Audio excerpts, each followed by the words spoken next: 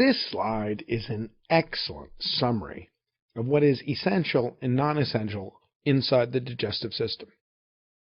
The enzymes with the asterisks are the ones that are essential. Essentially, it's everything coming out of the pancreas. Bile micelles are essential as well because you need them to digest the fat. So the mouth makes amylase, the mouth makes lipase, not listed here, but it's there a little bit, and it's basically to make the world taste good. But you don't have a protease inside your mouth, and that's why pure protein, tastes like nothing. The stomach makes pepsin to dissolve protein, but it's not essential for life. That's why you don't need the acid. And that's why you can live on a proton pump inhibitor for the rest of your life. Everything out of the pancreas, lipase and colipase. Colipase pushes the bile away so that the lipase can touch the fat. And alpha amylase is essential out of the pancreas so it can dissolve up those proteins. Trypsin, chymotrypsin, elastase, and carboxypeptidase are all essential, as is bile that's stored and concentrated in the gallbladder, because without the bile, you can't absorb the fat. The brush border is necessary to have the disaccharidases, sucrase, maltase, lactase, and peptidases, because remember is that the body can only absorb small things. For the outside world, digestion and absorption are almost the same thing. But not for us, because we are the insiders. We are the initiated. We're in the secret frat. And we know digestion means chopping up the food, and absorption means eating it. The chef in the kitchen is digestion. You at the table are absorption. They're not the same, are they? Does your stomach absorb anything? I don't think so. Does your stomach absorb protein? Not mine. Does your stomach absorb fats? Nuh-uh. Does your stomach absorb proteins? No way. So your stomach doesn't absorb fats or proteins or carbohydrates? Nuh-uh. So what does it do? It's a grinding and a mixing and a mixing and a grinding, and everything that comes out of it is very, very tiny. 1 milliliter, 2 milliliter, 2 millimeter, 3, very, very small. When it pours out of me, each time it contracts, a little drop comes out. Each time it contracts, 3 times it needs to get a teaspoon, 1 teaspoon a minute. That's it? Wow. Yeah, 1 teaspoon a minute, man. Pulverize it down. And in the small intestine, the micelles emulsify the fat, and the pancreatic lipases digest it, and then brings it into the body inside the small bowel.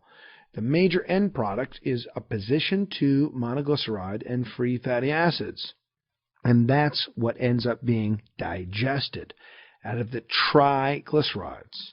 So the triglycerides does not get broken down into 3 free fatty acids.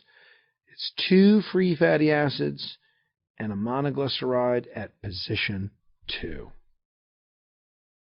Salivary amylase begins digestion, and the amylase will continue in the stomach until the acid penetrates the bolus. And what that means is that the amylase itself gets digested. So salivary amylase just doesn't last very long. Time for you to chew. That means that's why when you dissolve bread in your mouth, you're not just dissolving it in liquid, it's actually being digested. Isn't that interesting? Wow. Taste and see. The digestion of carbohydrates in the small bowel is hydrolysis of starch by alpha amylase. And this happens in the small intestine, starts in the duodenum, continues inside the jejunum, and makes it down into teeny little parts. But remember, the splitting into trisaccharides, disaccharides, and oligo. What does oligo mean? That's the 4, 5s, and 6s. Let's say the name for that is alpha limit dextrans. The brush border enzymes, or the alpha limit dextranase, maltase, have their highest activity in the jejunum. Now, how much carbohydrate should there be left inside your bowel by the time it hits the ileocecal valve? Well, by the time it hits the ileocecal valve, there should be no starches there. If you have starches and sugars in your ileocecal valve, it's called lactose intolerance. Now, these enzymes are required for digestion because disaccharides are not absorbed. There should be no food by the time it hits the ileocecal valve. Alpha-dextrinase cleaves those bonds and produces some free glucose. You can't do that for all starches because some animals do it, but we don't unless it is actually has a particular type of bond going one particular direction. Lactase chops up lactose into glucose and galactose. And why don't you get weight loss with lactose intolerance? Because you have two other disaccharides like sucrase and maltase. And you can absorb the other sugars. Plus there's fats and protein, so you don't lose weight. You just become socially isolated because nobody wants to sit next to the person with lactose intolerance. Take that milk out of your diet. The monosaccharide end products are absorbed from the small intestine. That's all that's going to be absorbed is monosaccharides. Acid activates pepsinogen. Pepsin digests proteins, but pepsin is not an essential enzyme because pepsin is inactivated by the basic environment in the duodenum.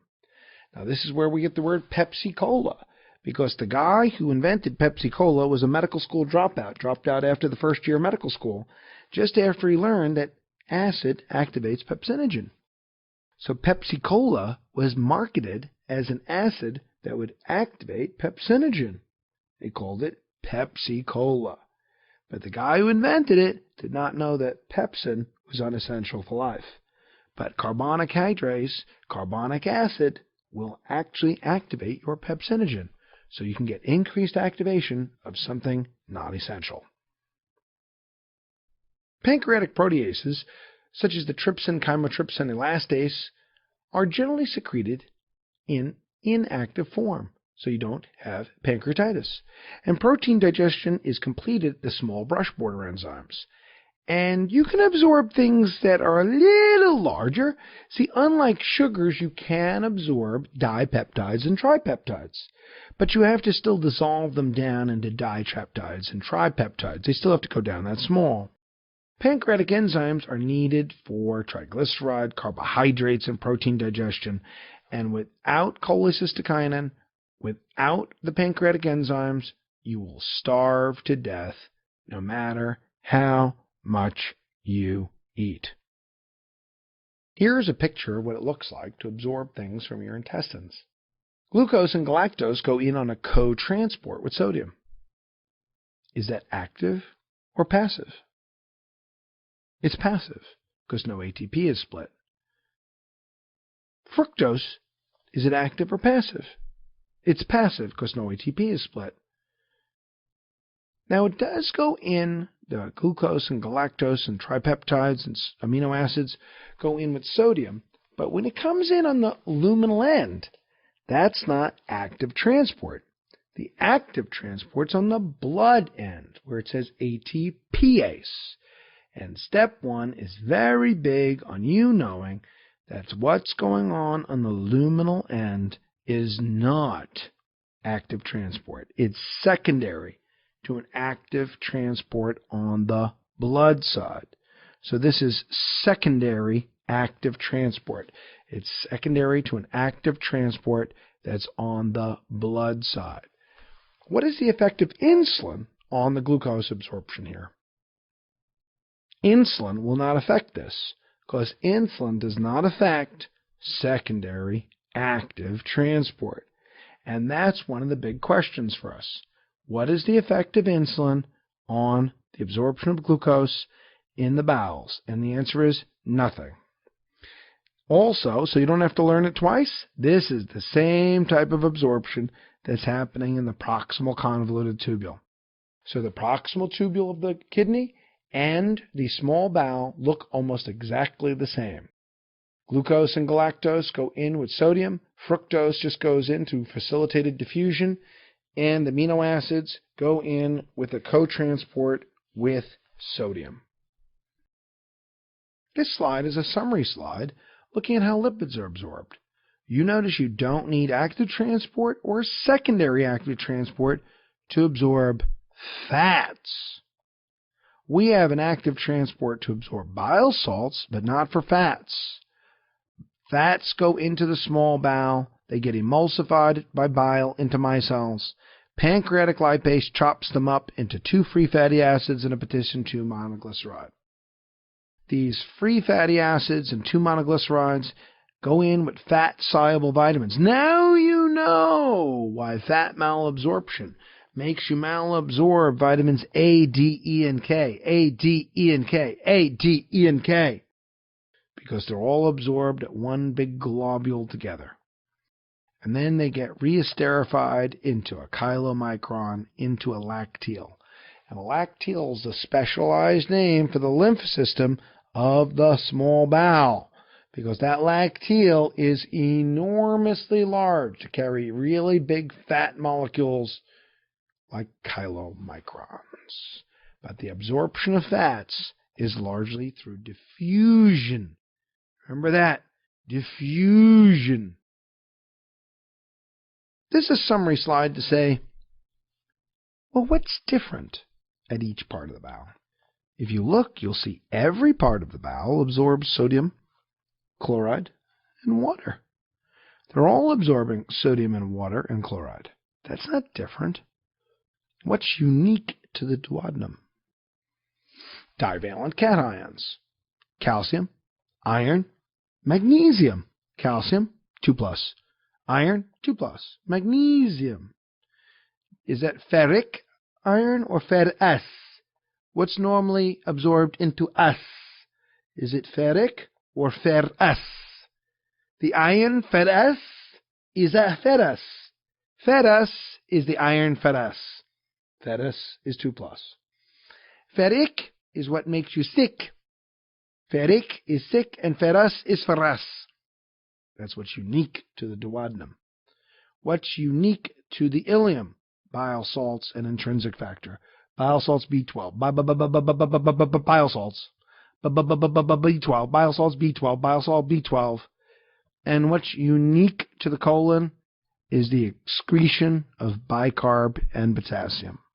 That's what's unique to the colon. It also explains why it is that everybody with diarrhea has a metabolic acidosis. Everybody with diarrhea has a metabolic acidosis because they're excreting extra bicarb. The colon is a bicarb-secreting organ. But you also see the chloride comes in. That's why you have a normal anion gap. One anion out, bicarb. One anion in, chloride. One anion out, bicarb. One anion in, chloride.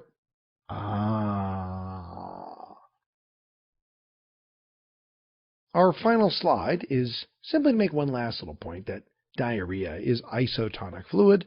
And since diarrhea comes out of the colon, and the colon is a bicarb and potassium secreting organ, you lose bicarb and potassium, making you have a metabolic acidosis. So diarrhea is isotonic, and diarrhea causes a normal anion gap, metabolic acidosis. I wish you well on your test. This is Conrad Fisher, wishing you happy studies. Don't forget that the fluid in babies is hypotonic, but in grown-ups, it's isotonic.